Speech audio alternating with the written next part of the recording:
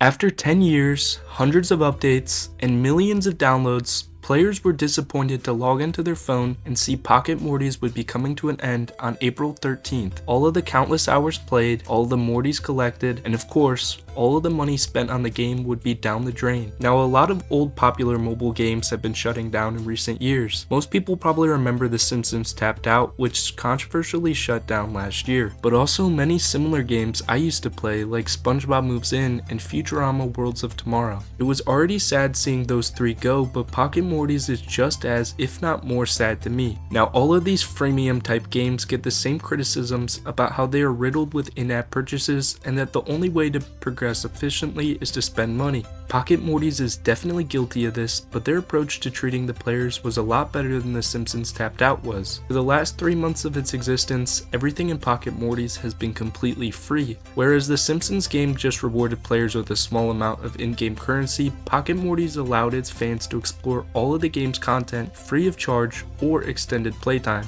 Now, of course, that doesn't make up for the hundreds of dollars some players spent before. Nothing does, but the way Pocket Mortys went about it definitely helped out players at every level. And that's what's so great about Pocket Mortys. It was a unique experience unlike most of the games in its genre. Instead of sitting around waiting for long upgrades and city building games, there was always something you could do. Its exciting battling and hunt for Mortys far exceeded the feeling of the mundane gameplay loop of others. So how in the world did it all go wrong?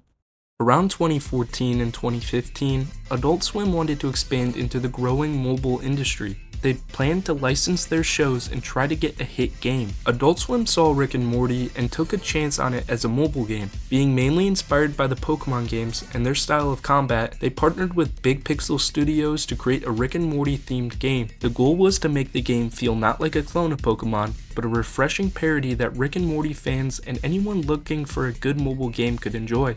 The game released to the public in January of 2016 on iOS and Android, and fans were drawn to how good the game's storytelling worked. The dialogue felt like an actual episode of the show, it wasn't a mindless knockoff, and it had a life and soul of its own. One of the best parts early on was the huge variety of Mortys. Even in the beginning, the team had already planned out hundreds of different types of Mortys. Alongside the different player avatars and opponents you faced, the game had so much content already. In early 2016, the game had already began to explode in popularity. The existing large Rick and Morty fanbase had rushed over to the game and they were loving it. Pokemon fans too enjoyed the uniqueness that the game brought, and much of its early traction came from YouTube gameplay videos. Some of the mechanics were both intelligent and funny at the same time, like the rock paper scissors theme for Morty typings, crafting system for items, and the Morty daycare system. The game got praised for its humor and depth and actually had very good reactions for a licensed mobile game. In its first year or two, the developers began to vastly expand content.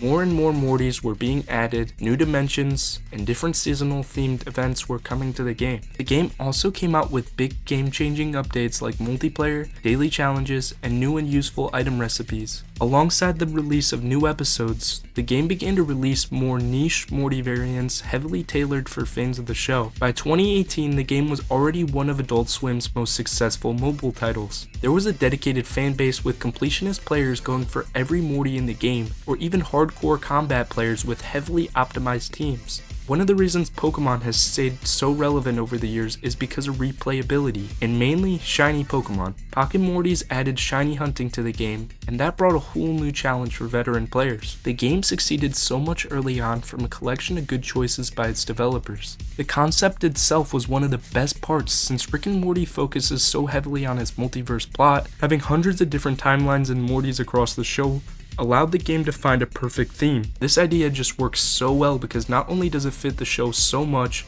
it also was the only cartoon sitcom that even could pull this off. And building a dedicated fanbase through consistent and fun updates kept players coming back for years. Even if they didn't stick around, many players would come back every couple of months or years to check out new content or just to replay one of their favorite games. The effort put into this game was so good, and it resulted in an authentic and original experience, despite being inspired by one of the most famous franchises of all time. In 2019, the player base began to dwindle due to updates becoming relatively infrequent, with less major gameplay changes being added. Now at this point, there was already over 300 Morty variants and tons of content, but that's not enough to keep a game going and keep its player base coming back. The development overall began to slow down, and the game entered a maintenance phase. They began to start reusing old events and didn't seem to have the same level of innovation that drew everyone to the game before. The show itself was continuing to grow its audience, but the game could no longer keep it up. With the amount of mechanics in the game, new players had too steep of an entrance barrier to justify starting to play. Also, with the lack of newer updates, the veteran and more experienced players that kept the fanbase alive began to become bored with little worthwhile content left to explore. None of this mattered to Adult Swim though,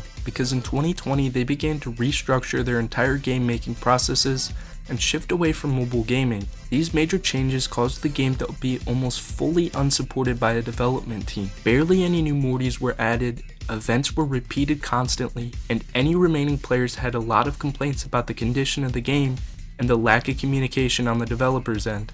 By 2022, the game experienced a significant loss to its player base. The game was still playable and enjoyable, but it felt like a time capsule. The team barely touched it anymore, and it looked like it was being left to die. Most of the people still playing were deeply devoted completionists or people looking for a quick hit of nostalgia. Around Pocket Mortys, the mobile game landscape was being revolutionized. There was a lot of bigger and more popular live action games that actually had exciting and reliable updates. These games had such big and cinematic updates that all games were beginning to have higher standards and more expectations for bigger updates. Pocket Morty's originally cool and innovative systems were now boring and outdated, and money from the game's monetization started to become too low for the game to continue production.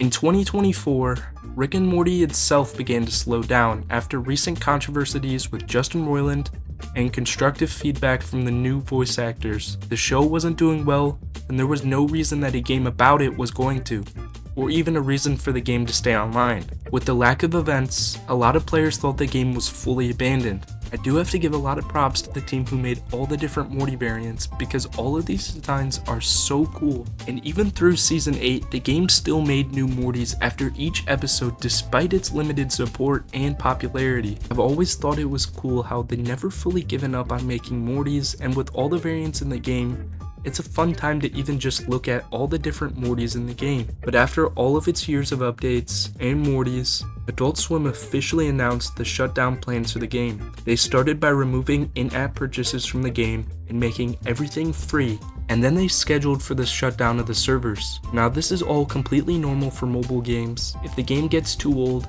boring, or the company shifts its focus and values, or if it even costs more money than it makes total sense to shut it down completely than the effort it would be to keep it going. Ultimately, Pocket Mortys was destined to fail from the beginning, and it did so because the concept couldn't be improved upon and updates couldn't consistently be made. The content was too saturated, and there was nothing they could have done about it. Even if Adult Swim kept the game's support, the game would have died completely anyways due to its repetitive gameplay loop caused by its core mechanics remaining the same for years. The legacy this game left behind was truly amazing, and I'm very happy to look back positively and remember all the fun I had playing this game over the years. The only thing left is to reminisce on the impact this game has had. It didn't fall in one day. It had a completely normal life cycle for a game like itself, but it stood out completely for how it ended up lasting over a decade, while maintaining an active fan base, albeit small at the end of its life.